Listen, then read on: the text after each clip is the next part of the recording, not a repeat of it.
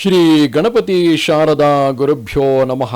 ವಸುದೇವ ಸುತಂ ದೇವಂ ಕಂಸಚಾಣೂರಮರ್ದನಂ ದೇವಕಿ ಪರಮಾನಂದಂ ಕೃಷ್ಣಂ ವಂದೇ ಜಗದ್ಗುರುಂ. ಶ್ರೋತೃಗಳಿಗೆ ಶ್ರೀಮದ್ ಭಾಗವತದ ಪಂಚಮ ಸ್ಕಂದದಲ್ಲಿ ಶಿಶುಮಾರ ಚಕ್ರದ ವರ್ಣನೆ ಎಂಬ 23ನೇ ಅಧ್ಯಾಯಕ್ಕೆ ಸ್ವಾಗತ.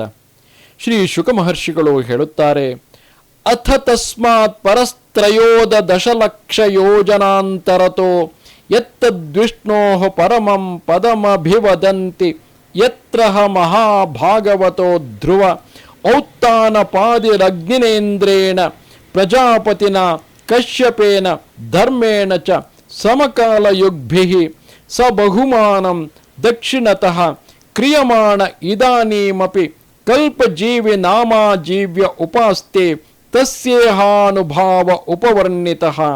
ಎಲೈ ರಾಜನೇ, ಸಪ್ತರ್ಷಿ ಮಂಡಲಕ್ಕಿಂತಲೂ 13 ಲಕ್ಷ ಯೋಜನಗಳಷ್ಟು ಎತ್ತರದಲ್ಲಿ ಧ್ರುವಲೋಕವಿದೆಯಪ್ಪ. ಅದನ್ನು ಶ್ರೀ ಭಗವಂತನಾದ ವಿಷ್ಣುವಿನ ಪರಮ ಪದವೆಂದು ಕರೆಯುತ್ತಾರೆ. ಅಲ್ಲಿ ಉತ್ತಾನಪಾದನ ಪುತ್ರರತ್ನನು ಪರಮ ಭಗವದ್ಭಕ್ತನೂ ಆದ ಧ್ರುವನು ಬೆಳಗುತ್ತಿದ್ದಾನೆ. ಅಗ್ನಿ, ಇಂದ್ರ, ಪ್ರಜಾಪತಿ, ಕಶ್ಯಪರು, ಧರ್ಮ ಮತ್ತು ಪ್ರಜಾಪತಿ ಇವರೆಲ್ಲರೂ ಒಟ್ಟಿಗೆ ಅತ್ಯಾದರ ಪೂರ್ವಕವಾಗಿ ಆ ಧ್ರುವನನ್ನು ಪ್ರದಕ್ಷಿಣೆ ಮಾಡುತ್ತಿದ್ದಾರೆ. ಈಗಲೂ ಕೂಡ ಕಲ್ಪಕಾಲದವರೆಗೂ ಜೀವಿಸಿರುವ ಚಿರಂಜೀವಿಗಳಿಗೆ ಆ ಧ್ರುವನೇ ಆಧಾರವಾಗಿದ್ದಾನೆ. ಧ್ರುವನ ಲೋಕದ ಪ್ರಭಾವವನ್ನು ನಾವು ಹಿಂದೆಯೇ ಅಂದರೆ 4ನೇ ಸ್ಕಂದದಲ್ಲಿಯೇ ವರ್ಣಿಸಿಯಾಗಿದೆ. ಆ ಧ್ರುವನು ಯಾರಿಗೂ ತಿಳಿಯದಂತೆ ನಿರಂತರವಾಗಿ ಅತಿ ವೇಗದಿಂದ ತಿರುಗುತ್ತಿರುವ ಭಗವತ್ ಸ್ವರೂಪವಾದ ಕಾಲಚಕ್ರದ ಬಲದಿಂದ ತಿರುಗುತ್ತಿರುವ ಸೂರ್ಯನೇ ಮುಂತಾದವರಿಗೂ, ಅಶ್ವಿನಿಯೇ ಮುಂತಾದ ನಕ್ಷತ್ರಗಳಿಗೂ ಮತ್ತು ಸಾಧಾರಣವಾದ ನಕ್ಷತ್ರಗಳ ಗಣಕ್ಕೂ ಆಧಾರವಾದ ದೊಡ್ಡ ಸ್ತಂಭದಂತೆ ಪರಮಾತ್ಮನಿಂದ ಸ್ಥಾಪಿಸಲ್ಪಟ್ಟು ಸದಾ ಪ್ರಕಾಶಿಸುತ್ತಿರುವನು. ಧಾನ್ಯವನ್ನು ತುಳಿಸುವುದಕ್ಕೋಸ್ಕರ ಮೇಟಿಯ ಕಂಬಕ್ಕೆ ಹಗ್ಗಗಳಿಂದ ಬಿಗಿಯಲ್ಪಟ್ಟ ಎತ್ತುಗಳು ಎಂದಿಗೂ ಆ ನೆಲೆಯನ್ನು ಬಿಡದೆ ಮಂಡಲಾಕಾರವಾಗಿ ಆ ಕಂಬವನ್ನೇ ಪ್ರದಕ್ಷಿಣೆ ಮಾಡುವುದು ಅಲ್ಲವೇ? ಹಾಗೆಯೇ ಸೂರ್ಯನೇ ಮುಂತಾದ ಗ್ರಹಗಳು, ಅಶ್ವಿನಿಯೇ ಮುಂತಾದ ನಕ್ಷತ್ರಗಳು ಆ ಕಾಲಚಕ್ರದ ಒಳಗೂ ಹೊರಗೂ ಆ ಕಾಲಚಕ್ರದಲ್ಲಿ ನೇಮಕಗೊಂಡು ಮೇಟಿಯಂತೆ ಆಕಾಶದ ಮಧ್ಯದಲ್ಲಿರುವ ಧ್ರುವನನ್ನು ಆಶ್ರಯಿಸಿ ವಾಯುಪಾಶದಿಂದ ಸೆಳೆಯಲ್ಪಟ್ಟು ಕಲ್ಪದ ಕೊನೆಯವರೆಗೂ ಆ ಧ್ರುವನನ್ನು ಸುತ್ತುತ್ತಿರುವವು. ಆಕಾಶದಲ್ಲಿ ಸಂಚಾರ ಮಾಡುವ ಮೋಡಗಳು, ಹದ್ದೆ ಮುಂತಾದ ಹಕ್ಕಿಗಳು ಕರ್ಮಗಳಿಗೆ ಅಧೀನವಾಗಿ ವಾಯುಪಾಶದಿಂದ ಕೆಳಗೆ ಬೀಳದೆ ಅಲ್ಲಿಯೇ ಸುತ್ತುತ್ತಿರುವಂತೆ ಗ್ರಹ ನಕ್ಷತ್ರಾದಿಗಳು ಕೂಡ ತಮ್ಮ ತಮ್ಮ ಕರ್ಮಾನುಸಾರವಾಗಿ ಸಂಚಾರ ಶಕ್ತಿಯನ್ನು ಪಡೆದು ಭೂಮಿಗೆ ಬೀಳದೆ ಆ ಕಾಲಚಕ್ರದಲ್ಲೇ ಸುತ್ತುತ್ತಿರುವವು. ಕೆಲವರು ಆ ಗ್ರಹ ನಕ್ಷತ್ರಗಳೇ ಮುಂತಾದ ಜ್ಯೋತಿಗಳ ಮಂಡಲವು ಶಿಶುಮಾರ ಚಕ್ರದಲ್ಲಿ ದೃಢವಾಗಿ ನೆಲೆಗೊಂಡಿರುವುದಕ್ಕೆ ಶ್ರೀ ಭಗವಂತನ ಯೋಗಶಕ್ತಿಯೇ ಕಾರಣವೆಂದು ಹೇಳಿ ಆ ಯೋಗ ಮಾಯೆಯೇ ಶಿಶುಮಾರ ಚಕ್ರ ರೂಪದಲ್ಲಿದೆ ಎಂದು ನಿರೂಪಿಸುತ್ತಾರೆ. ಆ ಶಿಶುಮಾರ ಚಕ್ರದ ಆಕಾರವನ್ನು ಹೀಗೆ ವರ್ಣಿಸುವರು. ಆ ಶಿಶುಮಾರವು ಕುಂಡಲದ ಆಕಾರದಲ್ಲಿ ಸುತ್ತಿಕೊಂಡಿರುವ ಸರ್ಪದಂತಿದೆ. ಅದು ತಲೆ ಕೆಳಗಾಗಿ ಬಾಲವನ್ನು ಮೇಲಿಟ್ಟುಕೊಂಡಿದೆ. ಅದರ ಬಾಲದ ತುದಿಯ ಭಾಗದಲ್ಲಿ ಧ್ರುವನು ಬೆಳಗುತ್ತಿದ್ದಾನೆ.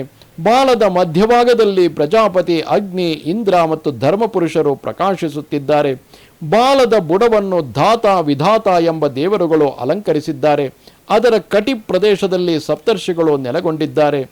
ಪ್ರದಕ್ಷಿಣಾಕಾರವಾಗಿ ಮಂಡಲದ ಆಕಾರದಲ್ಲಿ ದೇಹವನ್ನು ಸುತ್ತಿಕೊಂಡಿರುವ ಆ ಸರ್ಪದ ಬಲಗಡೆಯಲ್ಲಿ ಅಭಿಜಿತ್ ಎಂಬ ನಕ್ಷತ್ರದಿಂದ ಪ್ರಾರಂಭವಾಗಿ ಪುನರ್ವಸು ನಕ್ಷತ್ರದವರೆಗಿನ 14 ನಕ್ಷತ್ರಗಳಿವೆ. ಆ 14 ನಕ್ಷತ್ರಗಳಿಗೆ ಉತ್ತರಾಯಣವೆಂದು ಹೆಸರು. ಎಡಭಾಗದಲ್ಲಿ ಪುಷ್ಯ ನಕ್ಷತ್ರದಿಂದ ಪ್ರಾರಂಭವಾಗಿ ಉತ್ತರಾಷಾಢದವರೆಗೆ 14 ನಕ್ಷತ್ರಗಳಿವೆ. ಅವುಗಳನ್ನು ದಕ್ಷಿಣಾಯನವೆಂದು ಕರೆಯುತ್ತಾರೆ.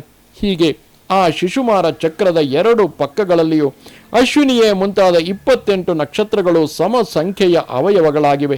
ಕುಂಡಲಾಕಾರದ ರಚನೆಯಲ್ಲಿ 2 ಕಡೆಯ ಅಂಗಗಳು ಸಮನಾಗಿರುವಂತೆ ಇಲ್ಲಿ ನಕ್ಷತ್ರಗಳ ಸಂಖ್ಯೆಯು ಸಮವಾಗಿದೆ. ಅದರ ಬೆನ್ನಿನಲ್ಲಿ ಅಜವೀಥಿಯು, ಮೂಲ, ಪೂರ್ವಾಷಾಢ ಮತ್ತು ಉತ್ತರಾಷಾಢಗಳೆಂಬ 3 ನಕ್ಷತ್ರಗಳ ಸಮೂಹವು ಬೆಳಗುತ್ತಿದೆ. ಉದರದಲ್ಲಿ ಆಕಾಶಗಂಗೆಯು ಪ್ರಕಾಶಿಸುತ್ತಿದೆ. ಎಲೈ ರಾಜನೇ, ಅದರ ಬಲ ಮತ್ತು ಎಡಭಾಗಗಳಲ್ಲಿ ಕಟಿಗಳಲ್ಲಿ ಕ್ರಮವಾಗಿ ಪುನರ್ವಸು ಮತ್ತು ಪುಷ್ಯ ನಕ್ಷತ್ರಗಳು ಹೊಳೆಯುತ್ತಿವೆ. ಹಿಂದುಗಡೆಯ ಬಲ ಮತ್ತು ಎಡಪಾದಗಳಲ್ಲಿ ಆರ್ದ್ರ ಮತ್ತು ಆಶ್ಲೇಷ ನಕ್ಷತ್ರಗಳು ಪ್ರಕಾಶಿಸುತ್ತಿವೆ ಮತ್ತು ಬಲ ಮತ್ತು ಎಡಭಾಗಗಳ ಮೂಗು ಹೊಳ್ಳೆಗಳಲ್ಲಿ ಕ್ರಮವಾಗಿ ಅಭಿಜಿತ್ ಮತ್ತು ಉತ್ತರಾಷಾಢ ನಕ್ಷತ್ರಗಳನ್ನು ನೋಡುತ್ತೇವೆ. ಹಾಗೆಯೇ ಬಲಗಣ್ಣು ಎಡಗಣ್ಣುಗಳಲ್ಲಿ ಕ್ರಮವಾಗಿ ಶ್ರವಣ ಮತ್ತು ಪೂರ್ವಾಷಾಢ ನಕ್ಷತ್ರಗಳು, ಬಲ ಮತ್ತು ಎಡ ಕಿವಿಗಳಲ್ಲಿ ಧನಿಷ್ಠ ಮತ್ತು ಮೂಲ ನಕ್ಷತ್ರಗಳು ವಿರಾಜಿಸುತ್ತಿವೆ. ಮಖಿಯೇ ಮುಂತಾದ ದಕ್ಷಿಣಾಯನದ 8 ನಕ್ಷತ್ರಗಳು ಎಡಗಡೆಯ ಪಾದದ ವಂಕ್ರಿಗಳೆಂಬ ಮೂಳೆಗಳಲ್ಲಿ ಬೆಳಗುತ್ತಿವೆ. ಎಡ ಪಾದದ ವಂಕ್ರಿಗಳೆಂಬ ಮೂಳೆಗಳಲ್ಲಿ ಉತ್ತರಾಯಣವೆಂಬ ನಾಮಧೇಯವುಳ್ಳ ಮೃಗಶಿರೆಯೇ ಮುಂತಾದ 8 ನಕ್ಷತ್ರಗಳು ಹಿಂದು ಮುಂದಾಗಿ ನೆಲೆಸಿವೆ. ಶತಭಿಷೆ ಮತ್ತು ಜ್ಯೇಷ್ಠೆ ಎಂಬ 2 ನಕ್ಷತ್ರಗಳು ಕ್ರಮವಾಗಿ ಬಲ ಮತ್ತು ಎಡ ಹೆಗಲುಗಳಲ್ಲಿ ಪ್ರಕಾಶಿಸುತ್ತಿವೆ.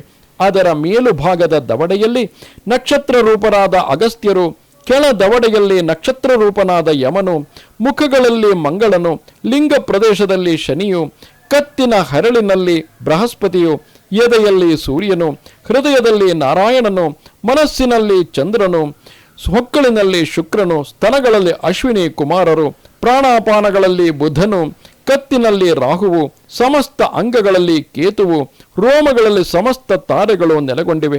ಎಲೈ ರಾಜನೇ, ಇದು ಶ್ರೀ ಭಗವಂತನಾದ ವಿಷ್ಣುವಿನ ಸರ್ವದೇವಮಯವಾದ ಸ್ವರೂಪವು.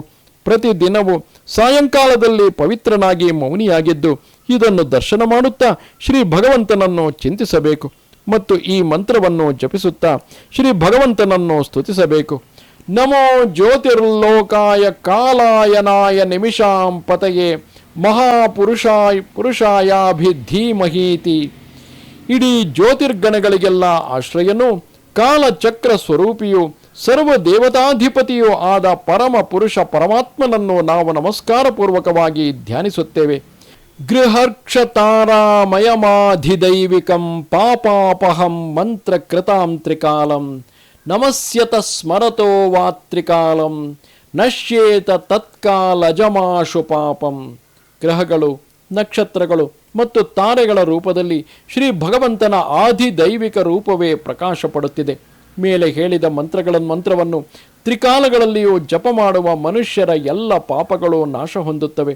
ಪ್ರಾತಃ ಕಾಲ, ಮಧ್ಯಾಹ್ನ ಕಾಲ ಮತ್ತು ಸಾಯಂಕಾಲಗಳೆಂಬ ತ್ರಿಕಾಲಗಳಲ್ಲಿ ಶ್ರೀ ಭಗವಂತನ ಈ ಆದಿದೈವಿಕ ರೂಪವನ್ನು ಪ್ರತಿದಿನವೂ ಪೂಜಿಸುವವನಿಗೆ ಅಥವಾ ಸ್ಮರಣೆ ಮಾಡುವವನಿಗೆ ಆಯಾ ಸಮಯದಲ್ಲಿ ಮಾಡಿದ ಪಾಪವು ಆಗಲೇ ಕಳೆದು ಹೋಗುವುದು ಎಂದು ಶುಕಮಹಾಮುನಿಗಳು ಪರೀಕ್ಷಿದ್ರಾಜನಿಗೆ ಹೇಳುವಲ್ಲಿಗೆ ಮಹಾಪುರಾಣವು ಪಾರಮಹಂಸ ಸಂಹಿತೆಯೋ ಆಗಿರುವ ಶ್ರೀಮದ್ ಭಾಗವತದಲ್ಲಿ ಪಂಚಮ ಸ್ಕಂದದ 23ನೇ ಅಧ್ಯಾಯವು ಮುಗಿಯಿತು. ನಮಸ್ತೆ ಶಾರದೆ ದೇವಿ ಕಾಶ್ಮೀರ ಪುರವಾಸಿನಿ ತ್ವಾಮಹಂ ಪ್ರಾರ್ಥಯೇ ನಿತ್ಯಂ ವಿದ್ಯಾದಾನಂಚ ದೇಹಿಮೆ. ನಮಸ್ಕಾರ.